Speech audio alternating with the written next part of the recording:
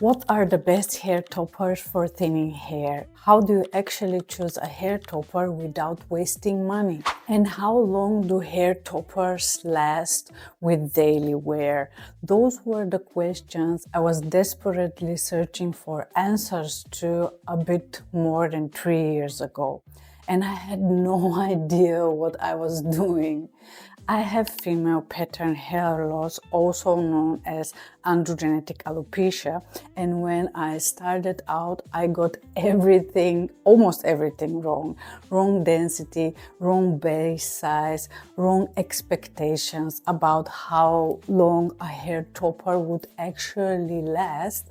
I made every mistake you can make, and I spent real money making them. In this video, I will show you my full collection of hair toppers with the hope that it might help you to avoid as many mistakes as possible and choose the best hair topper for thinning hair for your particular needs. Which are the best hair toppers for thinning hair is one of the most asked questions in this space, especially for women dealing with female pattern hair loss like I am. Before even talking about specific pieces, I want to explain what actually makes a hair topper good for thinning hair, because after 3 years of wearing hair full time, I now look at every piece through the same 4 criteria: base size, density, hair quality, and modification potential. If those 4 things aren't right, it doesn't matter how good or promising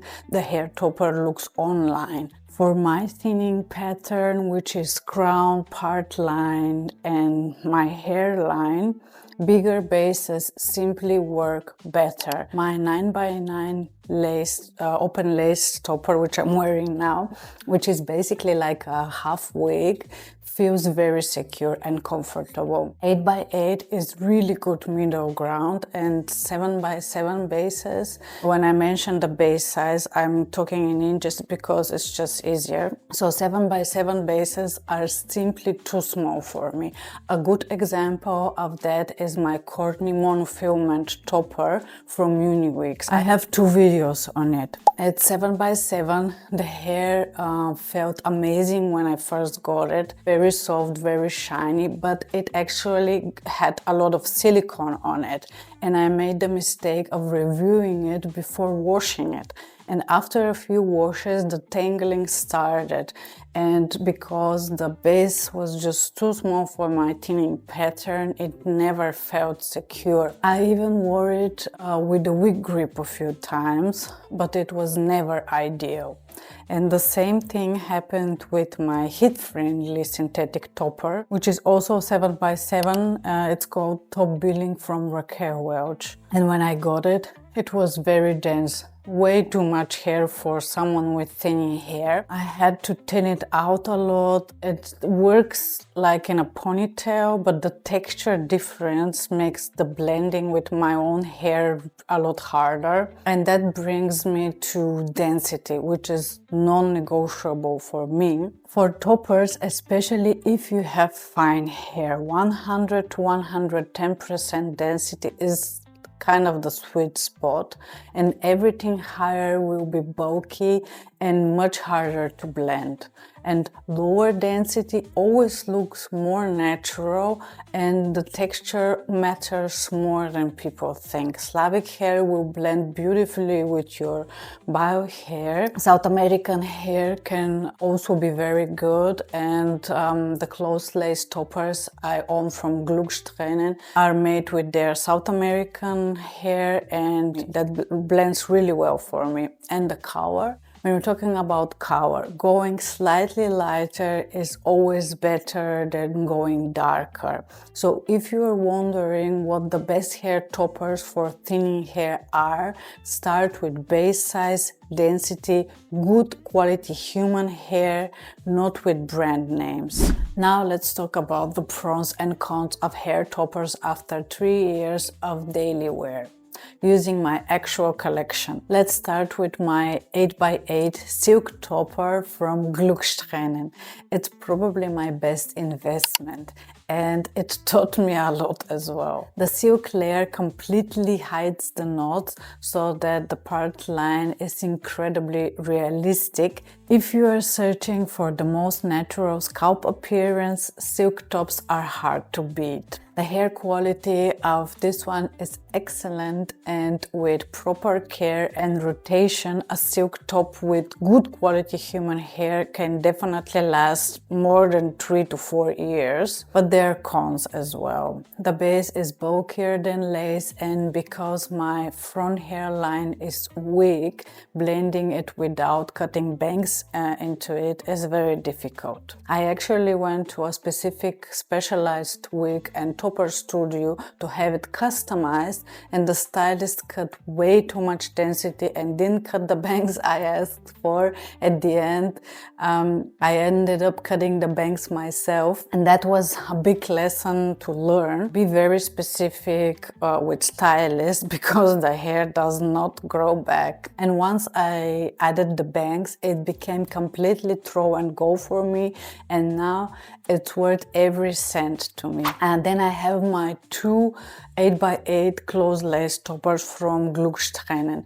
The base is thinner and more flexible than silk, and the South American hair has a fine texture that beautifully blends with my thin hair. And the part looks very realistic with the help of not blurring pen. But I still need a little product at the front at my hairline, and that's just the reality with female pattern hair loss. And the brand has also improved their base construction since I bought my first one, which is worth noting if you're considering this option. And I'm planning to cut bangs on my first closed lace topper from them, and I will let you know how that goes. If I had to recommend a good everyday option, closed lace is very strong contender and one of the most comfortable hair toppers for daily wear in my collection. So now my breeze topper from Uniwigs. The hair quality is better than the hair quality of the Courtney topper. It gives good crown coverage and comes with a halo wire already, but after a few washes I don't really like the hair color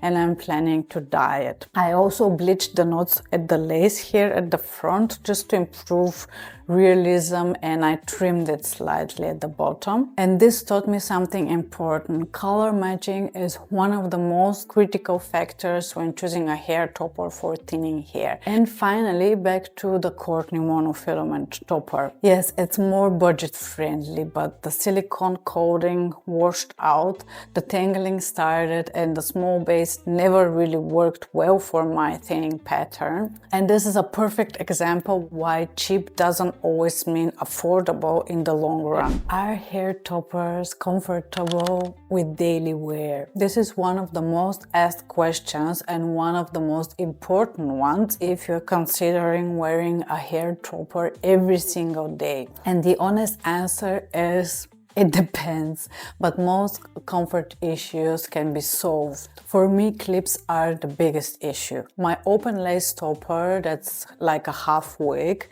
it's a good example. Originally, it required glue at the lace, but I moved the clips, tightened the lace, and now I wear it with a wig grip only, and with those two clips here at the back. But because the base is larger, it sits more comfortably and gives better coverage overall. My open lace 8x8 crown topper from Uniwigs still needs the lace sewn down at the sides. It is just a little loose at the moment, which affects how flat it sits. The Courtney 7x7 inches, it has a small base and it was never fully secure for me for my thinning pattern. So here's what I do now. I move and resew clips to avoid placing them on my thinning areas because of traction alopecia. And sometimes I replace the front clips here with a transparent elastic band instead.